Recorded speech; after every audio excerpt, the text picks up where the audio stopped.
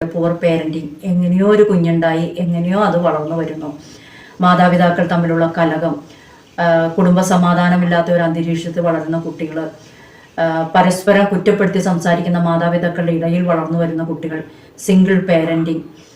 ഇതുകൂടാതെ മാതാപിതാക്കൾ ഏതെങ്കിലും സൈക്യാട്രിക് കണ്ടീഷനിലൂടെ കടന്നു പോകുന്നുണ്ടെങ്കിൽ, പിന്നെ ദാരിദ്ര്യത്തിലൂടെ വളർന്നു വരുന്ന കുട്ടികൾ. എനിക്കൊന്നും തോന്നണില്ല ഏതെങ്കിലും കുട്ടികൾ ദാരിദ്ര്യത്തിലൂടെ വളർന്നു വരുന്നുണ്ടെന്ന്. ഇന്ന് ധാരാളത്തിലൂടെയാണ് വളർന്നു വരുന്നത്. കാരണം എന്ന് പറഞ്ഞാൽ ഇന്നൊരു കുഞ്ഞ് ജനിച്ചാൽ മാതാപിതാക്കളുടെ ജീവിതം ആ കുഞ്ഞിന് ചുറ്റിപ്പറ്റിയാണ്. അവർക്ക് വേണ്ടി സമ്പാദിക്കാൻ വേണ്ടി ഓട്ടാണ്. എൻ്റെ കുഞ്ഞിന് ഒരു കുറവും വരരുത്. ആ കുറവിൻ്റെ കൂടെ മക്കളെ ഒന്ന് ശ്രദ്ധിക്കാനോ, മക്കളെ ഒന്ന് കേൾക്കാനോ, മക്കൾക്ക് ഒരു പ്രശ്നം വരുമ്പോൾ അവരെ ചേർത്തി നിർത്താനോ, എൻ്റെ കുഞ്ഞ് ഏത് ഇമോഷണൽ കണ്ടീഷനിലൂടെയാണോ കടന്നു പോകുന്നതെന്നും മാതാപിതാക്കൾ മനസ്സിലാക്കുന്നില്ല. മാതാപിതാക്കളെല്ലാം സമ്പാദിച്ചെത്തുമ്പോഴത്തേക്കും നമ്മളുടെ മക്കൾ കൈവിട്ടു പോയിട്ടുണ്ടാവാം.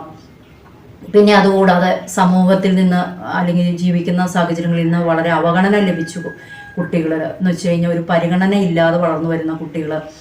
ഇതുകൂടാതെ ഏതെങ്കിലും ന്യൂറോ ഡെവലപ്മെൻ്റൽ കണ്ടീഷനിലൂടെ കടന്നുപോയ കുട്ടികൾ, ADHD, ലേണിംഗ് ഡിസബിലിറ്റി, ഓട്ടിസ്റ്റിക് ഫീച്ചേഴ്സിലൂടെയൊക്കെ കടന്നു പോകുന്ന കുട്ടികൾ, ഇവർക്ക് എപ്പോഴും ഒരു തിരസ്കരണമായിരിക്കും സമൂഹത്തിൽ.